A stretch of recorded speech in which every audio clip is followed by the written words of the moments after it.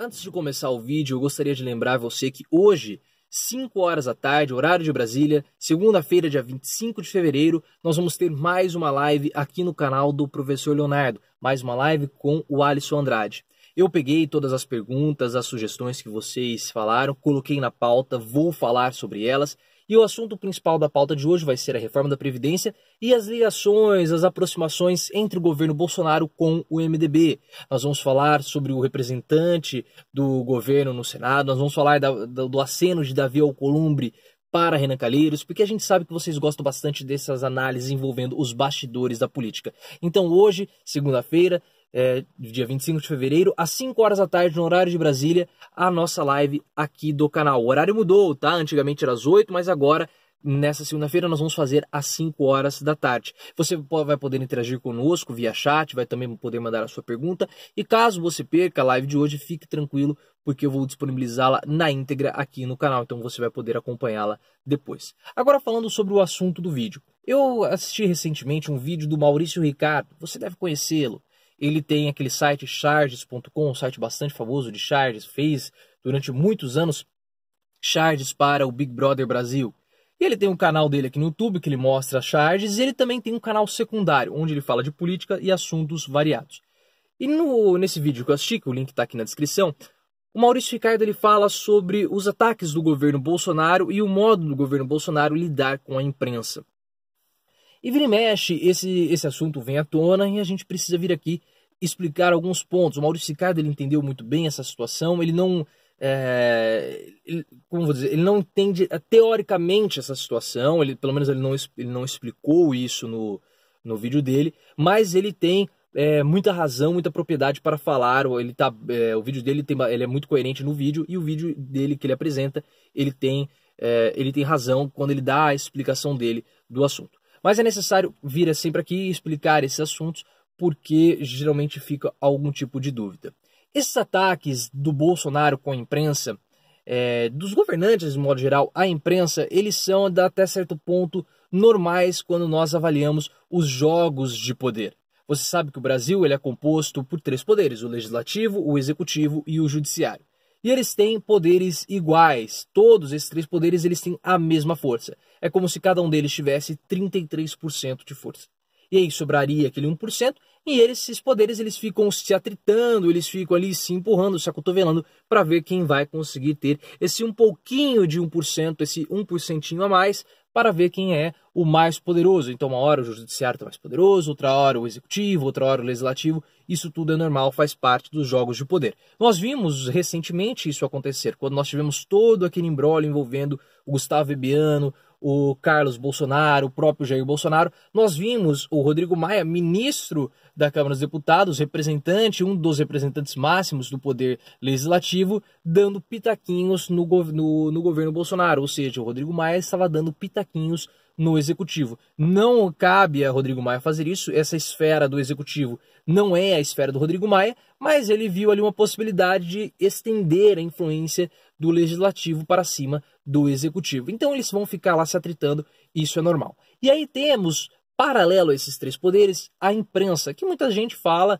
que é o 4º poder. E a imprensa é o 4º poder porque ela tem uma força, um poder de fiscalizar. É a imprensa que vai fiscalizar esses outros 3 poderes e apresentar para a população. Nós tivemos recentemente a Folha de São Paulo denunciando o caso dos laranjas envolvendo o PSL. E essa denúncia da Folha de São Paulo acabou culminando com a queda do Gustavo Ebiano. Então a Folha denunciou o esquema de laranjas envolvendo o atual ministro do Turismo, Marcelo Álvaro Antônio, que ele era deputado federal, foi candidato e foi deputado federal eleito por Minas Gerais, pelo PSL, então ele utilizou o candidato às laranjas. Nós tivemos o próprio presidente do PSL, o Luciano Bivar, que ele foi candidato e foi eleito deputado federal por Pernambuco, pela Paraíba, agora me fugiu qual é o estado, mas a Folha de São Paulo também denunciou esse caso.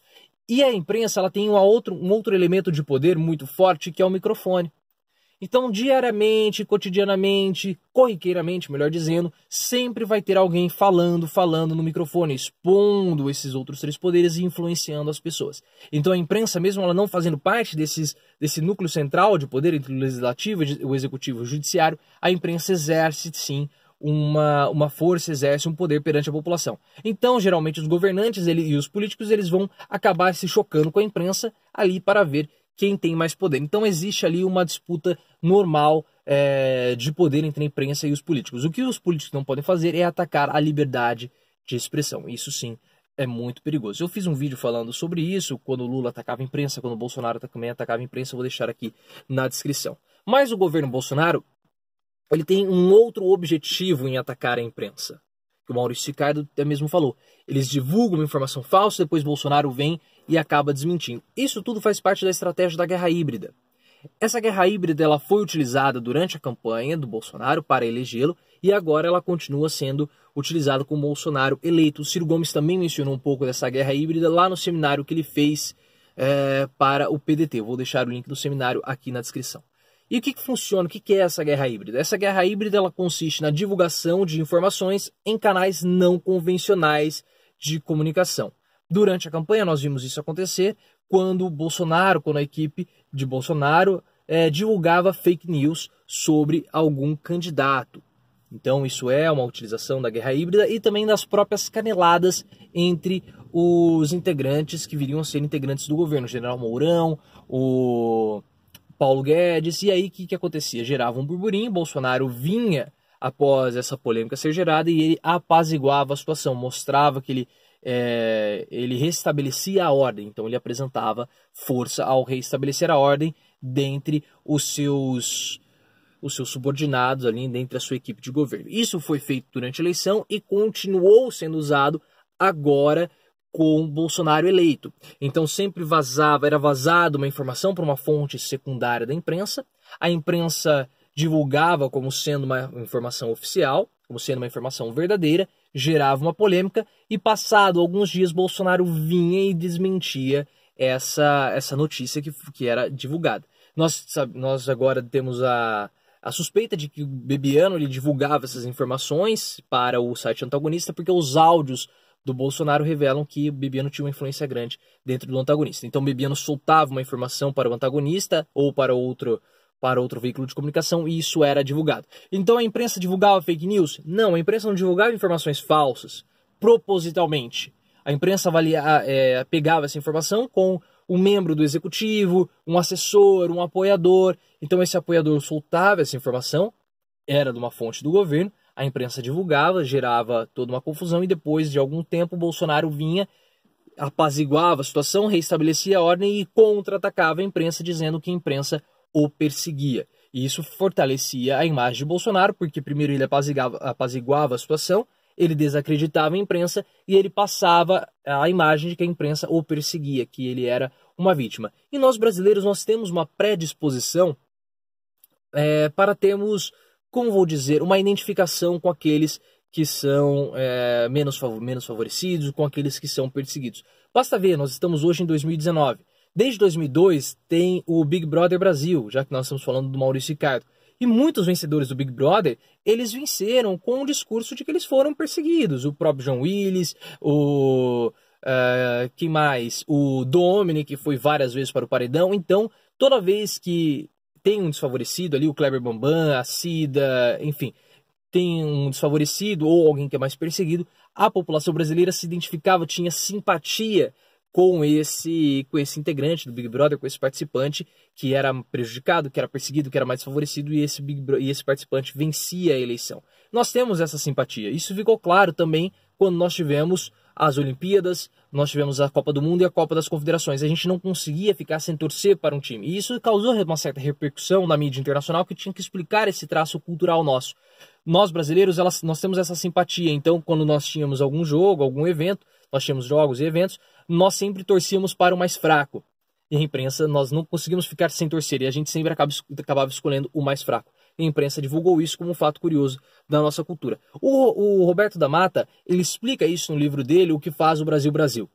O da Mata, ele fala que nós temos dois lados, nós temos dois ambientes, o ambiente da casa e o ambiente da rua. O ambiente da casa é aquele ambiente que nos protege do ambiente da rua. O ambiente da casa é onde nós fazemos nossas próprias leis, onde nós somos alguém. E nós estamos protegidos desse ambiente da rua, que é um ambiente mais hostil, que é um ambiente opressor. Porque na rua nós não somos ninguém, nós estamos sobre as regras do Estado, essas leis que nós não criamos, nós não participamos diretamente da formulação delas e muitas vezes nós não conhecemos.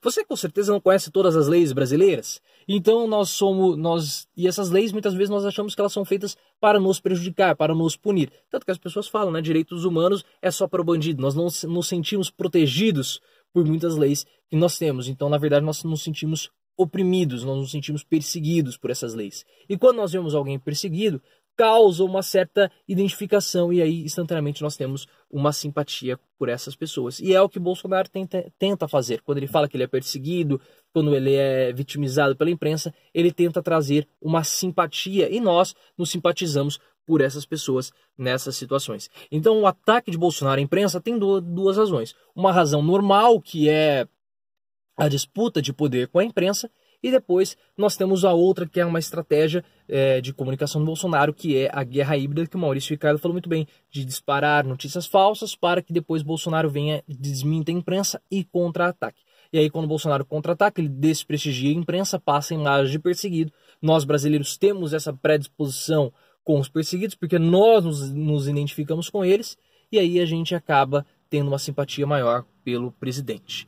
Isso tudo faz parte, mas o que você acha? O que você acha dessa situação? Deixa a sua impressão dos motivos que faz os governantes brigarem, baterem de frente com a imprensa. O que você acha dessa percepção do Maurício Ricardo? Eu vou deixar 2 vídeos, o que eu falo sobre imprensa e o que eu falo sobre guerra híbrida aqui na descrição. Compartilhe esse vídeo porque mais pessoas precisam estar informadas sobre esses jogos, essas disputas entre governos, não só do governo Bolsonaro, mas também de todos os outros governos, com a imprensa, para que nós possamos aumentar essa corrente e entender melhor essa situação. E lembre-se, vamos sempre sair do raso e aprofundar o nosso discurso.